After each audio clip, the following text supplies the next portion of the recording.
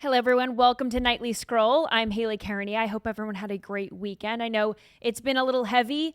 It wasn't a great weekend for me. I just feel like we were talking about it just before I came in here. I still don't feel like this is real. I still read headlines with Charlie Kirk's name in it, and then his name is next to words like dead, assassin. It's so mind-boggling to me, and I know it's true, but I'm still in such disbelief, and I know it's very heavy, but I am glad that everyone is here with me tonight. Thank you for watching. If you are here in the chat, it's because you're on Rumble. Rumble.com/Haley is the only place you can watch this show in full. You might be watching on Facebook or X. Hello. If you want to watch the full show, you got to join us on Rumble. Then you can scroll with all my homies in the chat. I recommend it. If you can't catch us at 6, I get it. You can watch whenever you want on Rumble or listen on your favorite podcast platform, Apple Podcasts, Spotify, wherever you get your shows. Make sure that you're subscribed, you leave 5 stars, you say something nice. All of that helps. But what do we have for tonight's show? More details emerge about Charlie Kirk's alleged assassin. Vice President Vance hosted Kirk's radio show from his residence today. Also, Karine Jean-Pierre, former White House press secretary under Joe Biden, testified in front of the House Oversight Committee, and admitted that she got talking points to repeat about Biden's health from the tippy top. We're going to go into that. Plus, New York Governor Kathy Hochul has endorsed Zohran Mamdani for New York City mayor. What this means for the race and for the future of the city. We are going to bring back scrolling time tonight. A little bit of a return to normalcy. We're still going to play some Charlie Kirk stuff, but I do have some palate cleanser videos, dogs, cats, things that can maybe make us smile a little bit. I feel like we need it. So put your phones on Do Not Disturb. Nightly Scroll starts now.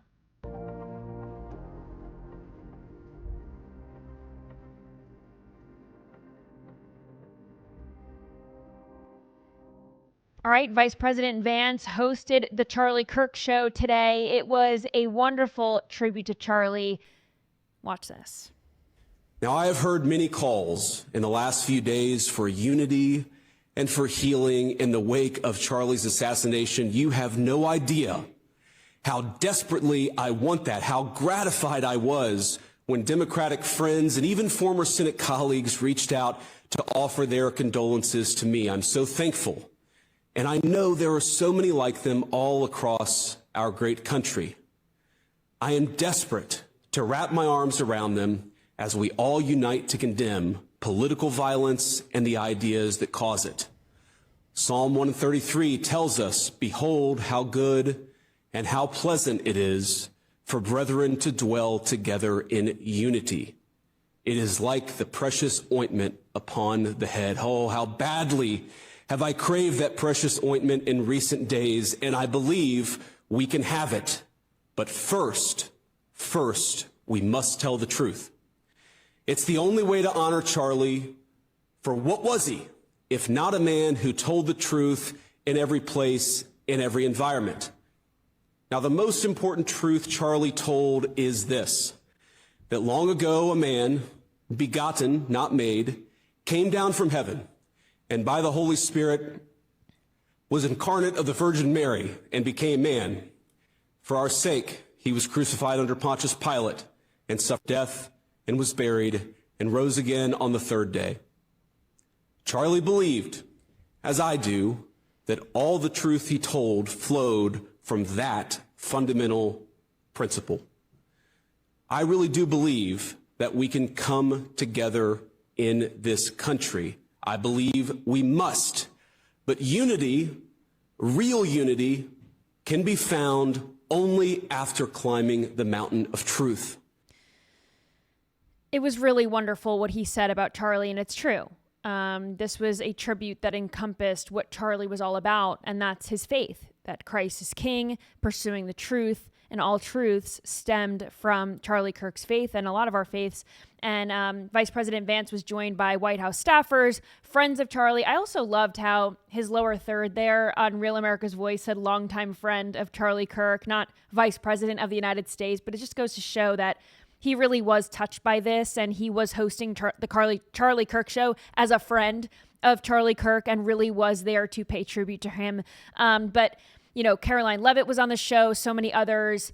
And I saw this Well, there were so many clips that I wanted to play. I know that one is like a little long, but I just thought that it was so wonderful and all encompassing of Kirk's faith and what he stood for. But there were other clips about Vice President Vance calling for unity and the fact that we cannot have unity with these people. These people are totally demonic. And, you know, these calls for unity, it's such a pipe dream at this point. I mean, people who are celebrating someone's death, he's right. I mean, we can't there's no getting through to these people. I feel like we should have hope that we can get through to these people. Some people are coming to the realization that these people are demonic, and I've seen so many videos of people saying, well, I can't be associated with this anymore. This is really, I was kind of on the fence. Now I'm going to vote for Republican. I've seen a lot of this, like people waking up to the fact that what we've been seeing is evil right in front of our very eyes. And, you know, Vice President Vance, I think he hit the nail on the head when it comes to these empty calls for unity. We can't, because these people, I mean, they're next to impossible to get through to. And, you know, there were other people online on X, and, you know, why are we paying attention to all these people on X, the peanut gallery? Of course, people were upset on the left that, you know, Vice President Vance was hosting a show for over an hour. Oh, like, doesn't he have anything better to do? He's our vice president. Why isn't he working? I mean, are you people insane? Vice president or not, he just lost his friend, a friend that is responsible for Vice President Vance becoming the vice president of the United States. Vance admitted him that himself when he opened up the show. Why can the left not find a shred of empathy for people who are grieving Charlie's death? And to question, how could he take the time to do this? Like, as if then sitting President Joe Biden didn't call a lid at 2 p.m. and then do nothing multiple days of the week. I mean, come on. As if Kamala Harris wasn't just a DEI hire figurehead who spent her days cackling and pretending to find the root cause of illegal migration. You know what I mean? I mean, I'm sure Vice President Vance went back to work as soon as the show was over. But can we let him grieve in the way that he wants to grieve? He spent his week and weekend with Erica Kirk, now a widow.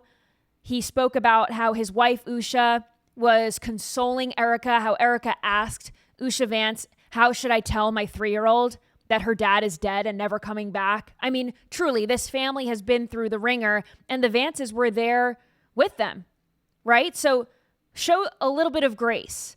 But we know that the Democrats, this is how they act, right? You know, Speaker of the House, Mike Johnson, he is supposed to hold a vigil tonight for members of Congress to attend in memory of Charlie Kirk. You remember last week, House members on the floor were trying to have a moment of silence for Charlie Kirk and to pray for Charlie Kirk on the House. It ended with a shouting match between Democrats and Republicans. We know that Democrats won't be in attendance. They can't find empathy for the Vice President of the United States or anyone who is grieving Charlie Kirk. They won't do a moment of silence. They won't do prayer.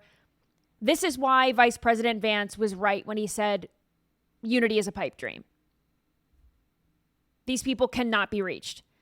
But more details have been revealed about Kirk's alleged assassin since my last show on Friday, so I want to get through to that. This all comes as Utah Governor Spencer Cox revealed over the weekend that the alleged killer has not admitted to any wrongdoing.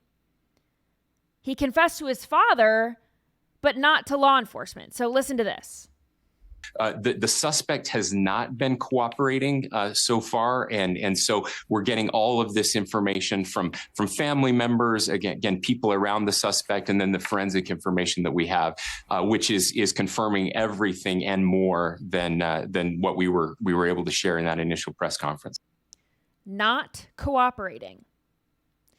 This is odd, you know. And then why would he confess to his dad allegedly and then not confess to authorities? I don't understand that.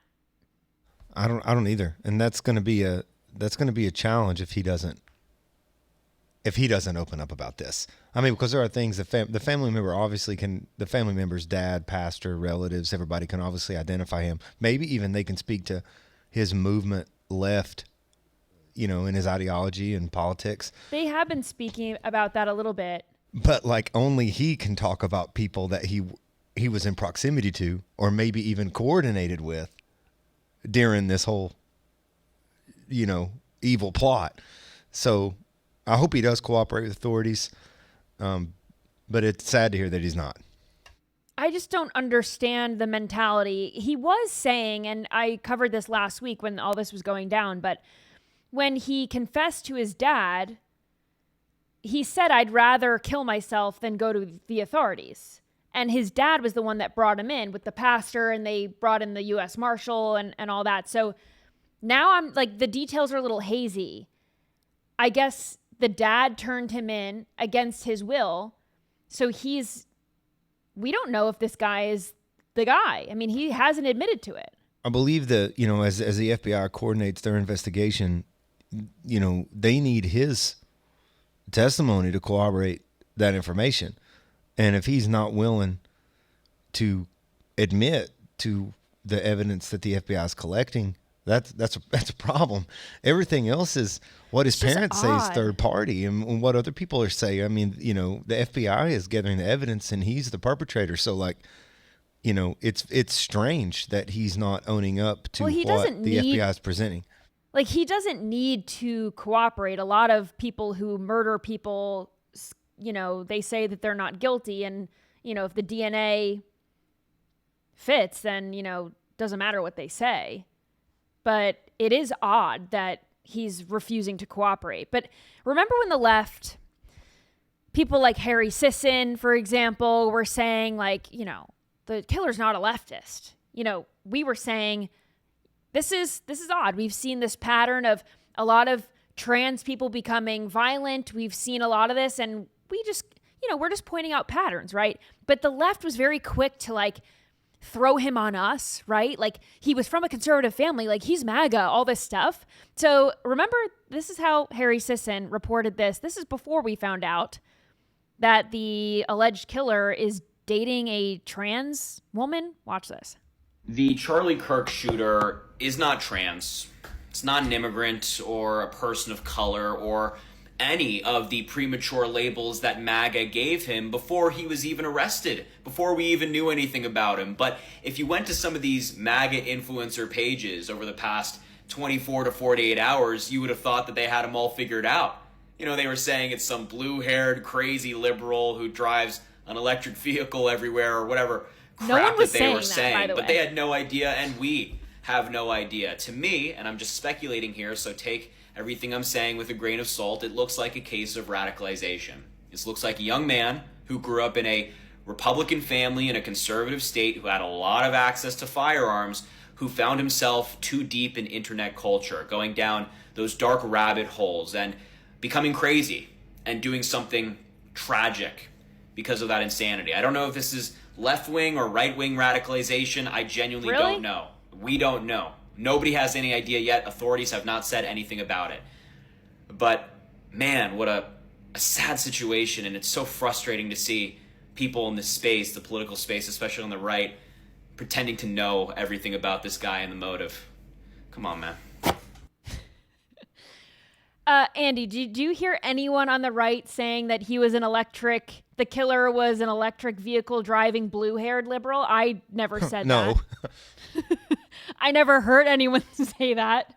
He's like, oh yeah, MAGA was just thinking that he was a tranny and an immigrant. Again, I've never heard anyone say that. He's totally just devoid of reality. This is not what anyone was saying, especially even on the right. I did not know. I did not hear that once. Of course, Harry Sisson is walking this back now because he was saying, he posted in another video, well, what difference does it make if he's gay or if he's dating a transgender person? Well, it matters a lot, actually, because of this pattern that we're seeing. And we learned that this guy has a transgender roommate. And they were probably more than just roommates. This seems like a romantic type situation. One of the trans roommate's relatives spoke to Fox News Digital. And apparently, while the alleged killer and the suspect is not cooperating with authorities, the transgender boyfriend is cooperating with the authorities. And the relative of the trans said that he is in the process of transitioning from male to female. And whoever this woman is was anonymous, but spoke to Fox News Digital about how at 18 years old, her relative, this is the trans boyfriend, was very hateful towards Christians and conservatives. He turned 18 and just kind of made a switch. She said he hates conservatives, hates Christians, and said that this trans boyfriend was not raised that way, but he had been radicalized. So this seems like a very similar situation, the boyfriend and the suspect, because it seems like they were both raised, to be not hateful, and they turned out to be very much so. So she had said, quote, he has obviously gotten progressively worse in the last year or two, and that he's always very angry. I think the suspect got a whole lot worse in the year they have been dating. They are big video gamers and obviously have that group that influences them as well as others. Maybe she's talking about the Discord group. We'll get into the Discord chat in just a bit.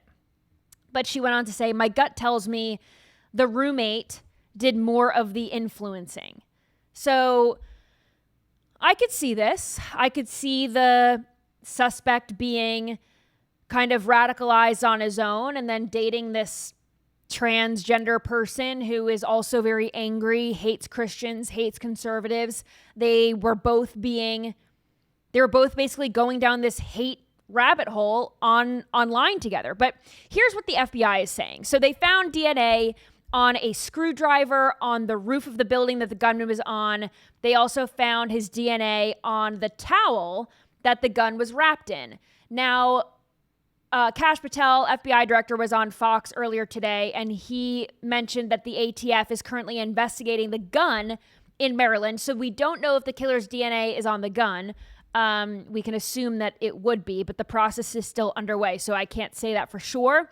The FBI also revealed they'll be looking into the alleged assassin's network, because remember, he was discussing details of a gun drop-off location with people on Discord. Apparently, he was in this group chat talking about how he was kind of joking after he killed Charlie Kirk about how his doppelganger was trying to get him in trouble, alleging that the guy who killed him, it wasn't him, it was just someone who looked like him. But here is what FBI Director Patel had to say about all of this on Fox earlier. Watch. And I'm sorry, I didn't mean to ignore the last question. Going back to the group chats real quick, there's more than 20 individuals. But this is a great point. I want to lay out how this works. People think we can just get in these group chats and immediately find out who's in them. We, the FBI, are the investigatory body supporting multiple prosecutions and ongoing investigations. And that's another point. Our investigation at the FBI is ongoing. And there are scores of people in this Discord chat room. But we have to effectuate legal process. We have to go out there with search warrants so that if prosecutors want to later use this evidence, it's not tainted by being illegally obtained. We, the FBI, are running the investigation pointedly on the Discord chat group. There are scores of individuals that are going to be spoken to. There are also lots of family members and friends that have already been spoken to. And one more point on forensics.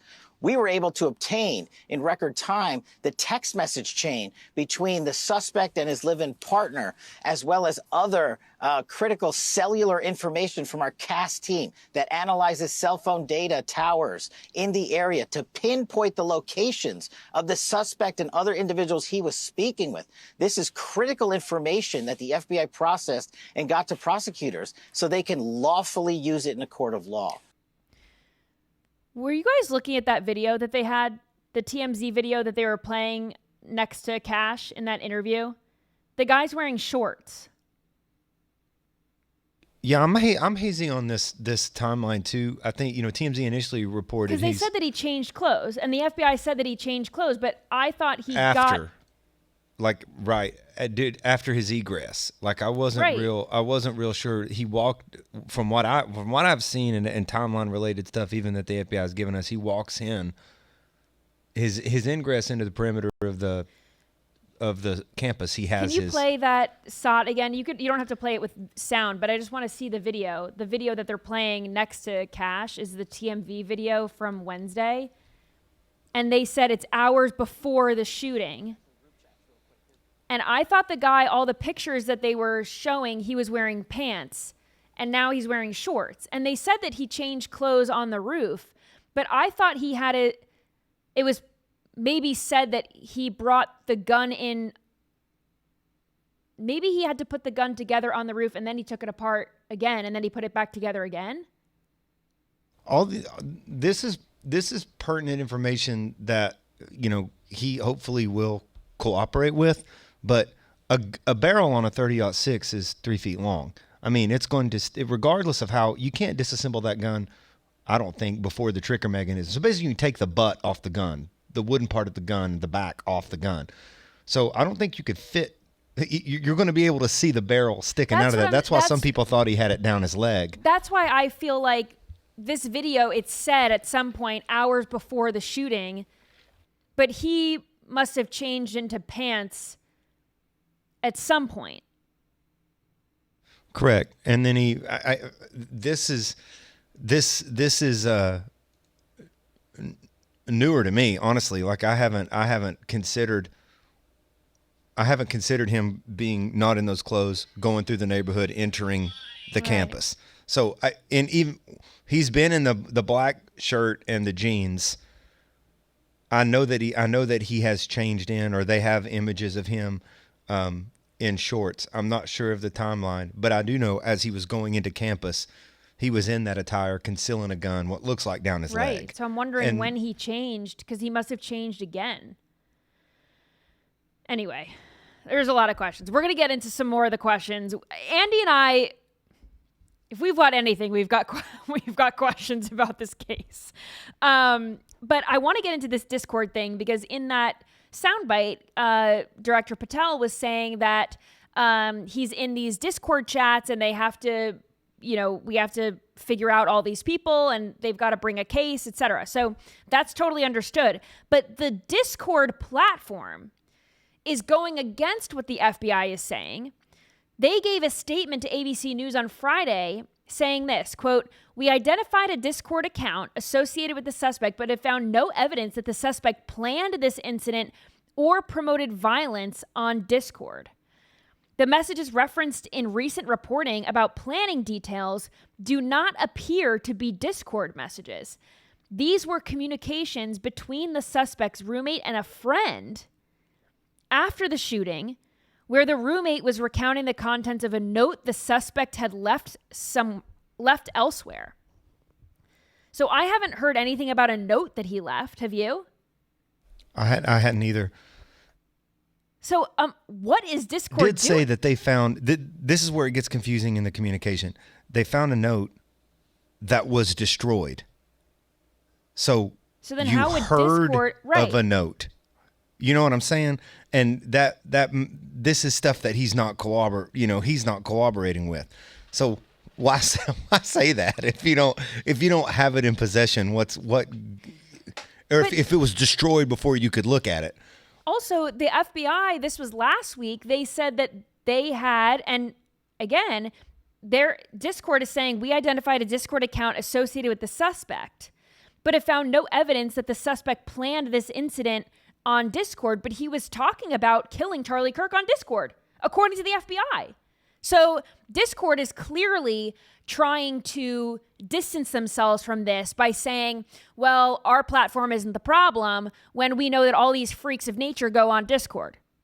I'm not saying that Discord, this wouldn't have happened if not for Discord, but I'm just saying they certainly were on here. And there's a bunch of users on Discord who knew about this heinous act, whether it was before, during, after, they were getting details. So the alleged killer is expected in court tomorrow. And Utah, the state of Utah, confirms that he was arrested on suspicion of the crimes of aggravated murder, felony discharge of a firearm, and obstruction of justice. And he's being held without bail. Who is representing him? I tried looking this up earlier. I don't know if he got a lawyer, if the family lawyered up. Did the roommate lawyer up? Or is anyone in the Discord chats lawyering up? I couldn't find a lawyer. I couldn't find who was representing him, if anyone. I don't know. But I tried looking this up earlier, couldn't find anything. And I'm not trying to be conspiratorial, But if this guy is in custody and he's not admitting to it, is he not cooperating because if he thinks he admits to it, he'll get a worse sentencing? Or did he not do it? Well, I think that there's DNA evidence on the towel and on the weapon. That doesn't mean that was the weapon, though. That doesn't mean that he... Well, I mean, I think, like, you know... Because we need an autopsy report to know if that was the gun that was used to kill him. We need a ballistics match. Right. So hopefully then... to me, that's the big thing, right? I want to know that the bullet that went through Charlie... was from that gun. And, you know, the best forensic people on the planet have found that bullet lodged into something behind the staging, and they're able to do the ballistics match on the 30-06 that they had found. That'll let us know that there's DNA on that bullet from Charlie. That's the bullet that hit. That's the bullet, and you know that's the ballistics that match the barrel of the rifle. Those rifle has, you know, you're building a rock solid case there. And I mean I don't even know if they've done an autopsy on Charlie. You know. Just to, and so, but again, like, hey, look, you know, Bongino's rule here is hold, you know, and I know these people are the best in the world at what they do, and this is super complex, and we're looking at this through the lens of an absolute media fire hose, but at the same time, there are, you know, questions. Put yourself on camera. Nice. He didn't go to school at UVU. Right. So how did he know? A friend of mine brought up that he went one semester at, I believe, Utah State, and then he was in a electrical sort of trade school. And so the timestamps, though, show he parks, he goes through the neighborhood, he enters the parking garage, then he enters the building. How many buildings have you been in that you know directly how to get to the roof of in minutes? I know. I would like to know. Odd. It's odd to me that he seemingly knew exactly how to get to the roof of the building. That's a question. Like, is there any CC footage of him at all before casing it? I was just going to say that. I want to know if this guy had been on campus before. He wasn't a student at UVU, but they have to check all the footage for the last, I don't know, 3 months at least to see when he was on campus. You don't carry out an assassination like this and not know how to get to the roof. I mean, he knew how to get to the roof and it took him 8 minutes. So clearly he had rehearsed this before. To Andy's point, you don't... I mean, that's what you think. Like, I don't know how he would automatically know how to get up there. So that's like question number one. Then question number two is the misinformation or information. I don't know. I have not heard an American news outlet or anybody really ask anybody in the FBI, was the weapon disassembled at any point? Like, do you have any CC footage of him putting it together? Do you have the weapon and have you ever had or seen the weapon in two parts? Because if you took it apart at any time after the shooting, why would you put it back together to present in its entirety around a towel in the woods? They have his DNA on a screwdriver.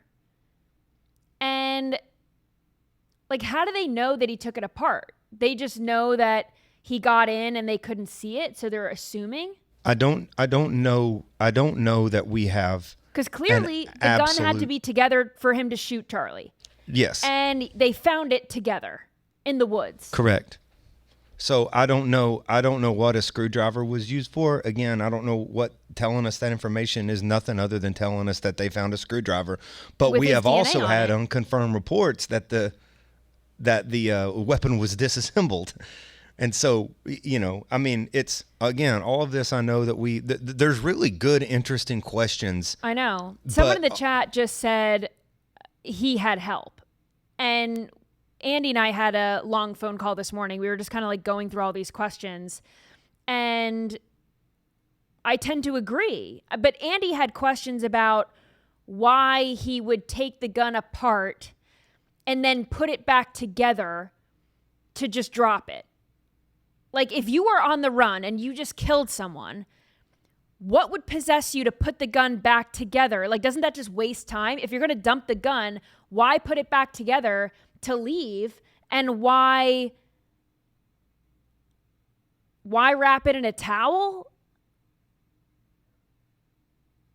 I mean, these are just questions that we don't have the answers to right now. I also want to know. Well, I saw somebody in the chat here. That's a pretty good point, and I haven't seen this, and so we have someone in the chat said that Megan Kelly talked to Bongino about if the gun had been disassembled, and he said he couldn't answer that right now. And these guys might have get 1,000, yeah, and we're probably asking some questions that they're hunting down.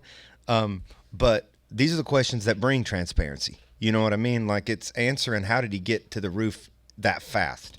Like, how in the world did that happen that fast, that quick? How did he know where to go? Who was he talking to on Discord? And then who did he leave the gun for in the woods? Yeah. That wasn't picked up by who? You know what I'm saying? Right, because he was talking to people on Discord about a drop-off location, and was someone supposed to pick it up and then they didn't? Did they have second thoughts? Like, yeah, I'll help you. And then, oh, shoot, I don't want to be involved in this. And then they never came and got it. So people in the chat are saying, I would no way ever show this, but like all the producers here and you guys have seen it. Like, I have this 30-06. Like, I own, it's a deer hunting gun from Tennessee. You have a 308 or 30-06. Everybody knows it. You absolutely can put this gun Stick it in your pant leg. your back and down with a backpack Andy tried on. it. I did this and I walked around and you had no clue. I was you just limping. had a little limp, yeah. You had no, dude. Only thing dude didn't do was put on a knee brace. I'm telling you, it could happen, yeah. It can happen, and you do not know that gun is down there. Yeah, I hope we find the bullet. I don't know if we're getting an autopsy or not, because based on what the video. So Erica Kirk posted a video of her, holding Charlie's hands in what looked like the casket. I don't know how fast it takes to do an autopsy, or if it was done, or if they're not doing it. I hope that they're doing it. I feel like the public is very invested in this, and I feel like we won't really have sufficient answers if they don't do an autopsy. But again, who am I to say that? I think that would probably help the investigation. Just a lot of questions. I mean, do we know that the gun that they found was the gun that was used? I mean, I think until you... Well, you're not going to know that until they find the bullet and it has Charlie's DNA on the bullet. Right. And that ballistically is matched up with the 30-06 that they have in custody.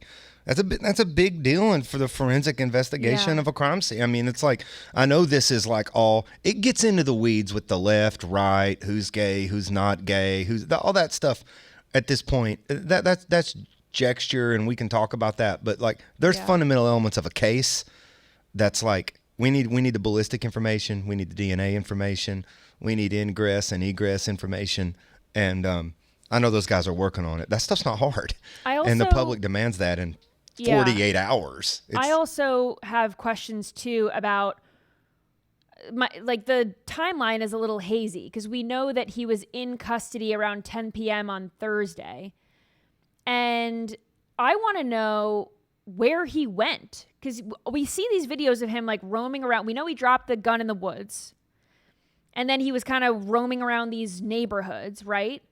But the dad confronted him. So did he go to his parents' house, or did he go to his apartment that he shared with the trans lover? Did the dad confront him in real life, like face to face? I'm assuming, because they called the pastor and the marshal and all that, but none of this has been said. Anyway, all this to say, the investigation is not over. I am going to give authorities time to do their jobs, but I just hope that any and all information is released, because we do need it. I feel like we still don't have enough information about the Las Vegas shooting, about Butler. Like, there's so many things that I feel like the news cycle moves on and we let go. We cannot let this go. I want to take a quick break to tell you about Fatty 15. You know, I'm in the gym. I still need to have my joints working like they're brand new. So Fatty 15 helps me do that. I'm excited to share with you guys C15 from Fatty 15. It is the first essential fatty 15 fatty acid to be discovered in more than 90 years. Fatty 15's co-founder discovered the benefits of C15 while working with the U.S. Navy. And based on studies, we know that when our cells don't have enough C15, they age faster. No one wants their cells to age faster. We want them to age slower. And fatty 15 can help repair and protect age-related damage to cells and help activate pathways in the body that support our overall wellness. Fatty 15 is a science-backed, award-winning, 100% pure C15 supplement that comes in a gorgeous reusable jar. I have so much more energy since Fatty 15 sent me some to try, and I'm sleeping better. So if you want to sleep better, feel younger, look younger, Fatty 15 is for you. Fatty 15 is on a mission to optimize your C15 levels and help support your long-term health and wellness, especially as you age. You can get an additional 15% off their 90-day subscription starter kit by going to fatty15.com/scroll and using code SCROLL at checkout. These statements have not been evaluated by the Food and Drug Administration. This product is not intended to diagnose, treat, cure, or prevent any disease. Well, I saw an interesting post on X, and it got me thinking because some NFL teams paid tribute to Charlie Kirk. The Tennessee Titans, Miami Dolphins, New York Jets, New Orleans Saints, Dallas Cowboys, they all held moments of silence for Charlie Kirk. And as we know, this isn't the NFL, but the New York Yankees also did the same thing. But the Bengals, Lions, Ravens, and Steelers did not hold moments of silence or reflection for Charlie Kirk.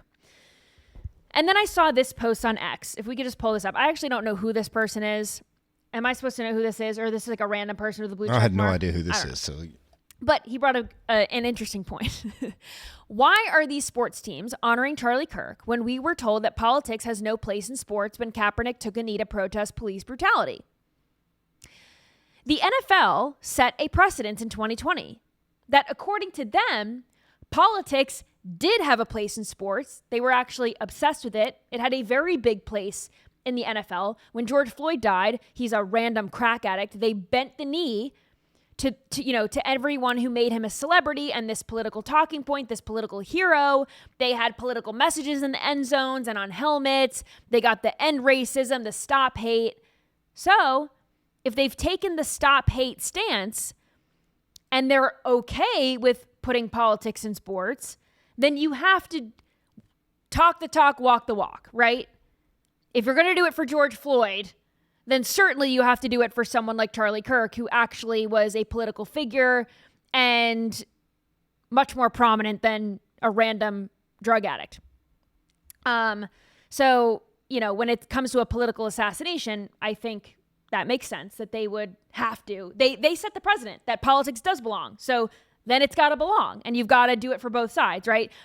I don't think the NFL made these statements or moments of silence out of the goodness of their hearts or because it was the right thing to do. I think they did it because if they didn't, they would look wildly hypocritical and they didn't want to get Bud Lighted. Also, it's just, it had a massive effect on the country.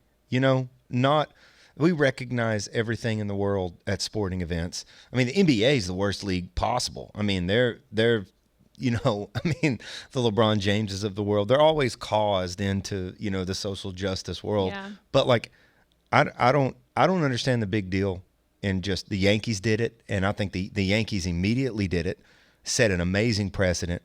Trump was there watching the game. And I would like to have seen all of the, it matters because that's where everyone is together. Mm-hmm.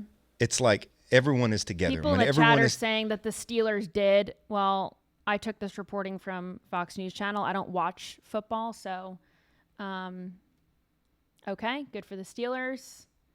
But yeah, I think the teams that didn't say something, they made a mistake. They missed a great chance to have some unity, that's the most important thing. 80,000 people in a stadium for just one moment can be like, this is a horrible thing. And as Americans, we don't want to see this at all from anyone. Yeah. I also saw this headline from The Guardian. If you could pull up that headline. This pisses me off. The Guardian, super left-wing idiots. Utah campus open carry rule under fresh scrutiny after Charlie Kirk shooting. Okay, so this is part of the article that Utah has allowed for permitless open and concealed carry of weapons since 2021. Then in August, they passed House Bill 128, and that saying that firearms had to be concealed when on college campuses. And basically the law allowed people with the proper permit to carry them openly, to open carry, right? They're arguing that like this could have changed what happened on Wednesday. And it's getting frustrating now that certain laws around firearms are under scrutiny because no law could have prevented this. Not one. No law, whether firearms need to be concealed or not, would not have stopped someone wanting to commit murder. It's already illegal to assassinate people. The guy clearly doesn't care about right and wrong and following the law. I'm just sick of these articles, and it's always coming from the left. And they're arguing for gun control. They're arguing for these bills. And it just makes you think, I'm like, are you getting paid by someone to push this? Is it the lobbyists? Like, what is it? Is it the gun lobby? And then anytime there's a shooting, they try to push gun control and whatever it is. But none of it makes sense. Like, I'm all for you pushing whatever you want to push, but make it make logical sense. It just does not make sense. There's no law that could prevent this death. So stupid. Some good news in all of this, though, is that Charlie Kirk's socials are exploding. And honestly, I have talked to so many people that have said, you know, I didn't follow Charlie. I didn't know Charlie. People who aren't like in this space. They don't follow politics or news or anything like that. And they, I didn't follow Charlie, but I do now. Like they're locked into his socials, and there's all of the videos of Charlie have gone viral, and people are watching his debates, and it's kind of like this resurgence of all this Charlie Kirk content because people are searching his name and it's getting picked up in the algorithm. And I think it's great because people are, if they didn't know about Charlie Kirk, they certainly do now. And Charlie had 7 million followers on September 9th. Today, he has over 12 million. So he is getting a bump on all platforms. He went from 7.3 million to 9.3 million on TikTok. He went from 3.8 million to 4.7 million on YouTube, which just goes to show that his message is going to live on. And that's a wonderful thing. I am almost grateful that it is the year 2025 and everything that Charlie Kirk has done was on camera. Like, thank goodness that we have video footage, multiple angles of all of his debates and everything. Like, this is out in the open. There is no way that Charlie Kirk's name will be forgotten. His movement will be forgotten. There's no way. I mean, people are more interested in him now than ever before. Oh, well, 100. You said something right there. I'm glad that his message will stay, and I believe that just for the sheer impact he's had on 18 to 35-year-old people all across the country. But I hope his tactic stays, which is ask me a question. I'm gonna be honest. I'm gonna tell you what I think. I'm gonna tell you what I believe, but we can have a conversation. I hope that's the tactic that stays, because in none of these videos circling around do you see Charlie Kirk yelling, screaming, throwing anything, pointing a finger, swearing. He's challenging people, and I hope the tactic stays. Yeah. I want to play a video from Senator John Fetterman because he was on CNN and he was telling, he has surprised me in recent months. I don't know if it's like a broken clock is right twice a day or whatever it is, but sometimes John Fetterman, he crushes it. So here's what he had to say. Watch. Now, last night, for example, people were complaining. They were protesting about, that's the Hitler thing. You just don't ever compare anyone to Hitler and those kinds of extreme things. Now, look what happened to Charlie Kirk. I mean, the man was shot. Now, we have to turn the temperature down. It's like we can't compare people to these kinds of figures in history. And this is not an autocrat. This is a product of a democratic election. So you don't think that Trump is at all shattering any of the norms of democracy in any way? I'm saying he's definitely different, but that's what America voted for. Again, I don't agree with many of these things, but that does not make him an autocratic. I give him credit for saying this because it's true, and Democrats need to hear it, and more Democrats need to say it. The message that I wish someone in the Democrat Party had the balls to say is you can't name call your way out of this. You can't call people you disagree with racist, Nazis, homophobic. More importantly, you can't kill your way out of this. You can't attempt to kill President Trump and stop the MAGA movement. You can't kill Charlie Kirk and stop his movement. This is the turning point. And I think if we've seen anything, we've seen that Charlie Kirk's message will not die. Erica Kirk said, she's a widow and the world will hear her battle cry. You have no idea what you've awoken. The message will not die, right? And there have been 32,000 applications for new Turning Point chapters on college campuses since Charlie's death. So if this teaches us anything, it's you cannot kill your way out of this. If anything, it makes us stronger. Before we get into, there's so many things that I want to cover. I'm not going to have time. Darn it. What do I do next? I feel like people don't care about TikTok. I care about TikTok, and I mean, it makes sense for this show, but I guess quickly, I'll just say that President Trump teased that there's a deal. He teased that, a certain company has come to a deal, and that is likely TikTok. Treasury Secretary Scott Bessent also said that the U.S. and China have reached a framework deal for TikTok. The app was supposed to go dead on September 17th.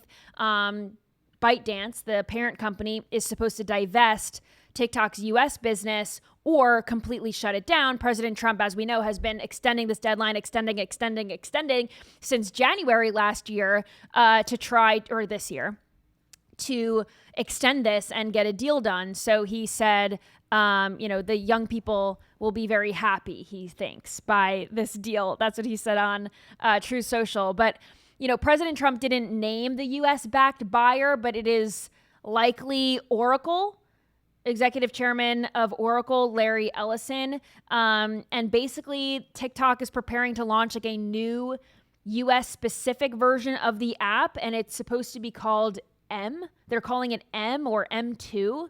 And it's going to be phased out by March 2026, and then this new app will replace it.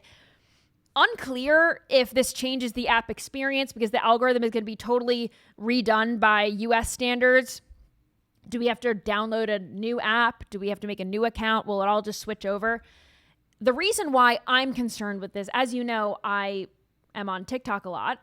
My show is called Nightly Scroll because I scroll on TikTok. And the algorithm is important for this show. Like all the videos that I find for scrolling time, it's important. Like if I have to start over on a new app, like it's going to take time to get my algorithm back, to get all the new stuff. Like I bring you guys videos that don't go viral. Like they go viral after I show them to you, or like I'll cover a video and then 3 days later they're covering it on Fox. Like just know that you're getting it first because I scroll like a fiend on this thing and I do it for you. Anyway, so that's the update on TikTok. Can we talk quickly about, we can get through all of this, I think. I'm just going to go really fast. We're just going to rapid fire. Karine Jean-Pierre, you remember she was Biden's White House press secretary.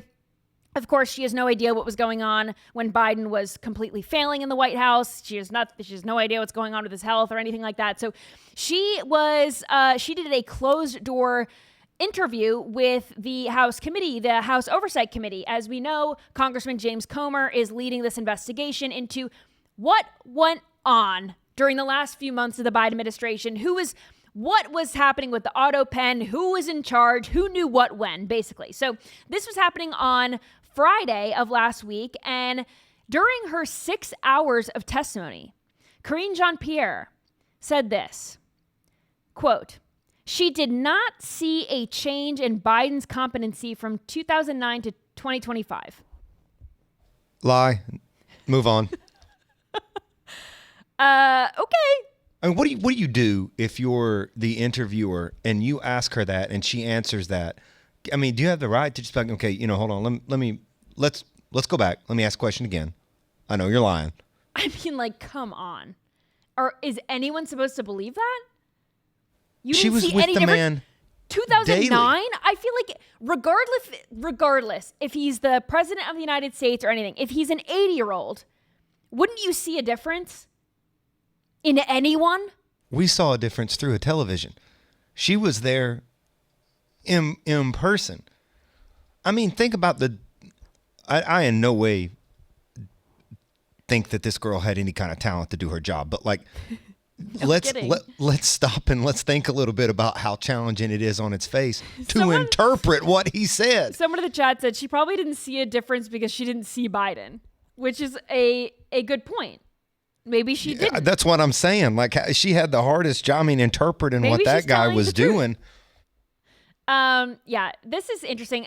Also, this is according to sources to the New York Post. So, she didn't say this, but, or we don't know, but this is according to the sources that she said this, but apparently she was given talking points, by various advisors, senior advisors related to Biden's health and mental acuity. And those talking points were handed exclusively at the senior level. And they basically told her what to say, which that's not the the smoking gun for me.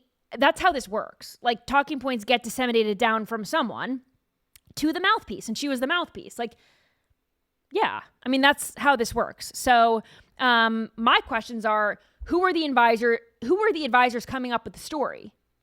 How much did they know about Biden's health, and how much did their story differ from the truth? That's the question that we need to know. I'm not shocked that KJP didn't know what was going on and she was told what to say. Obviously. All right, quickly, New York Governor Kathy Hochul has endorsed Zohran Mamdani for mayor. She wrote a piece in the New York Times about her endorsement, and I just want to read a little bit of it for you. She said, "In the past few months, I've had frank conversations with him. We've had our disagreements, but in our conversation, I heard a leader who shares my commitment to a New York where children can grow up safe in their neighborhoods and where opportunity is within reach for every family." And she basically said that this is the first thing that she admired about Zohran Mamdani. She said, "We share our priorities, making it clear that police officers should have every resource to keep our streets and subways safe," which is interesting because he wants to defund the police. So that's a lie. But I thought that was interesting. That was Hochul's first reason for wanting to endorse Zohran Mamdani, was the fact that he respects the NYPD. Like, are you? We sent the production crew something that showed a clip of Mamdani saying he didn't even want to put people in jail. No, he wants to get rid of jail and police. Like, what? I thought that was crazy. So that's the first reason, which is totally a farce, for why Hochul wants to endorse him. Then she also said, "I've been glad to see him meet with Jewish leaders across the city. Listening and addressing their current concerns directly." Sorry, I can't freaking read right now. Sorry. But she said that, so the first reason was the NYPD, and the second reason was the need to combat the rise of anti-Semitism. Huh? These are two things that he is like not for. This is crazy. This tells me that this endorsement and the opinion piece was a totally calculated PR move. She's trying to undo all the bad press. Her second reason for wanting to endorse him is how well he's working with Jewish leaders on cracking down with anti-Semitism. Mamdani's supporters are the Free Palestine crowd. So this endorsement is definitely to get anyone else who is still in Camp Cuomo or Camp Adams to jump ship. Mamdani is going to be a leap in the wrong direction for New York City, and Hochul is all for it. This tells me, and I'd love your thought on this, this is how much he is in the lead. Yeah. That she wants to is stepping towards him. At the end of the day, she's moving towards, stepping in his direction more than he needs her blessing with an endorsement. Like, just saying some of that stuff is stupid. Like, he's going to win, guys. Plus, it's going to be scary. He's going to win. If you're a big politician, you wait until you know you're going to be right when you make your endorsement. So I don't think that the New York governor is going to endorse Mamdani if he's not the guy. So that means he's the guy, unfortunately. And I think she's got maybe some personal stuff with Cuomo, and maybe she has, I don't know. Like, I don't know if she's playing well in the sandbox with Adams or what's going on there, but maybe she's thinking, well, this guy's going to win, so I'm going to put my support behind him. Whew. All right, let's get into scrolling time.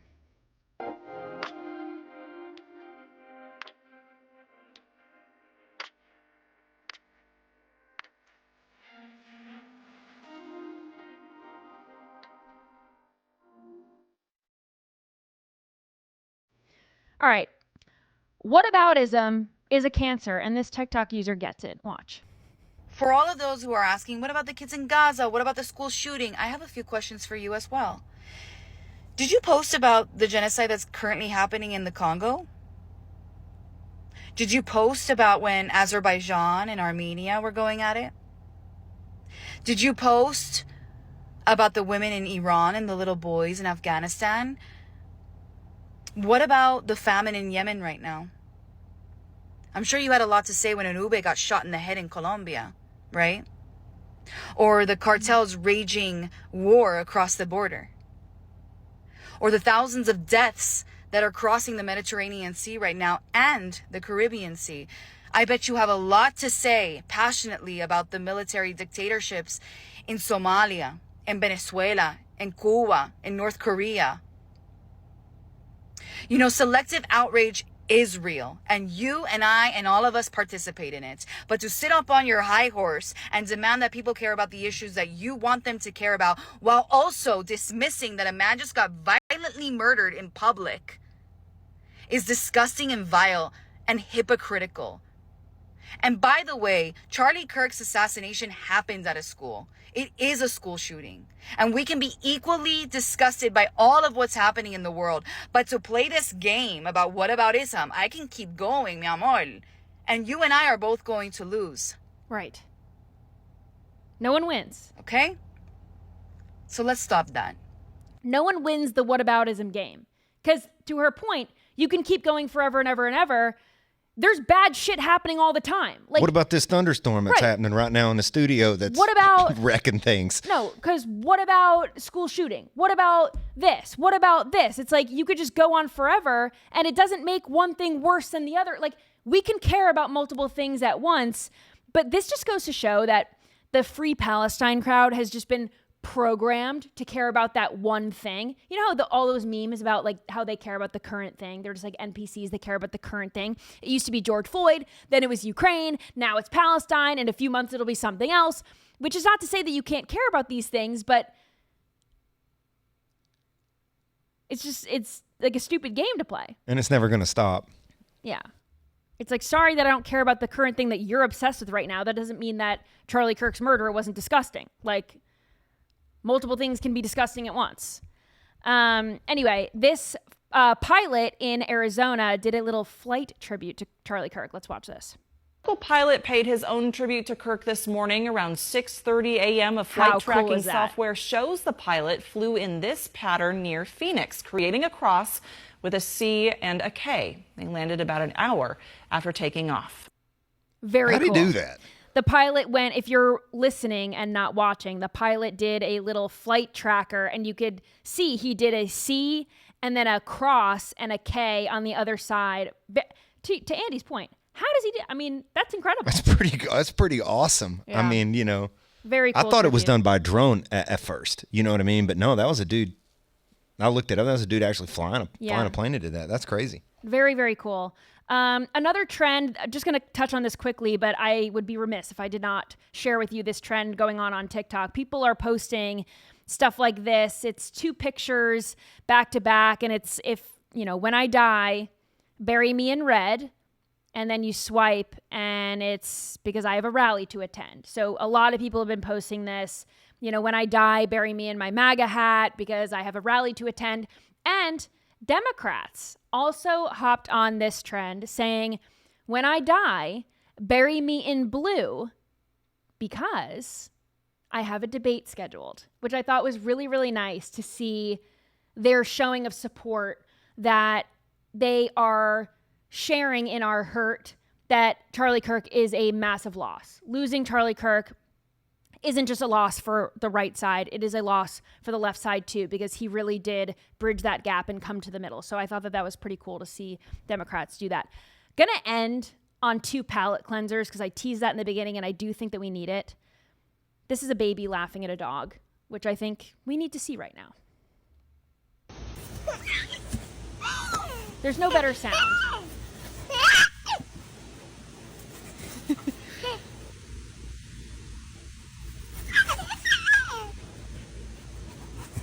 What is that, an Australian Shepherd? that an Australian Shepherd? That dog is cute until he tears into a squirrel running on that wood fence, shreds it to 1,000 pieces. He's going a million miles an hour. But I just love the sound of babies laughing, so I figured we could all hear that right now. And then this last one is two cats playing Heart and Soul with a little help from their owners, but nonetheless, two cats playing Heart and Soul.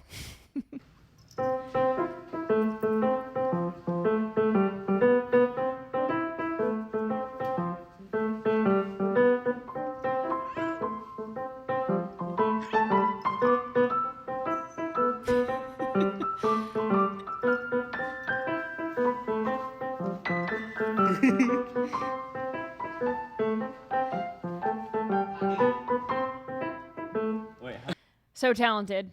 I remember The right hand maestro there needs a little off. figure out what key they're in. The gray cat needs a little practice. But I thought that was cute. All right. Just wanted to end on a good note. I'm going to try to do that tomorrow and for the rest of the week. We need to get back to normalcy a little bit. I know it's very sad and very heavy, and a lot of this news is very sad and very heavy, but I think it's important that, we find something to smile at, something to laugh at. So thank you for scrolling along with me. Thank you for watching. If you were watching on Facebook or X and you came over to Rumble, welcome. Join the club. Rumble.com/Haley is the only place you can watch Nightly Scroll in full. So I recommend that you do that. And then if you do that, you can scroll with all my homies. We have a lot of fun in the chat. Of course, listen on your favorite podcast platform, Apple Podcasts, Spotify, and you can follow me at Haley Carania on social, and I'll see you right back here tomorrow.